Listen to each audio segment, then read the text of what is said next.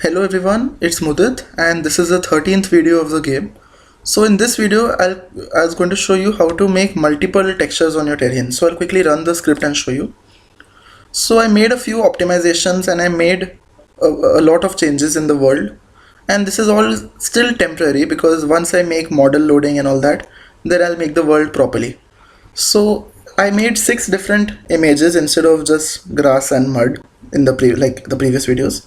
So yeah, this is how it looks. Just take a look. I added this path image right here.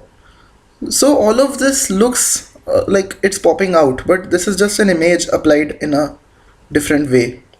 And this image also reacts with light. So if I put a light post right here, it will also get the shadowing, fake shadowing and all that proper, like you'll expect. It's not just an image. It's an image, but it doesn't look just like an image. It looks like it's actually popping out.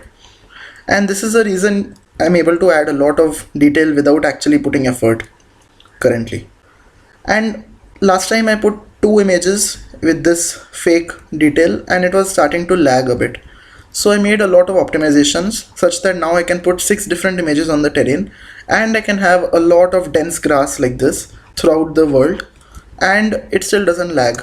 Just take a look at the size of the world, and everywhere on the world, wherever you can see green color, there is actually grass, and the grass is this dense. And my laptop is really old and it still doesn't lag that much. It may lag a bit because of the screen recorder, but without the screen recorder it's 30 fps or above. So this, I added this brown grass right here, but it's temporary, just for the time being, just for keeping a functionality for multiple 3D grass as well. I made this. And yeah, this is alternate farming. It's all just simply done by that blend map. You can take a look at the 10th video that I made. This is the 13th video.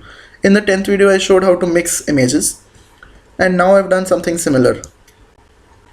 So that's it for this video. In the next video I'll show you how to make a day and night cycle.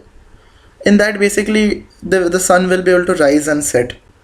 So nothing much. I also made some shine.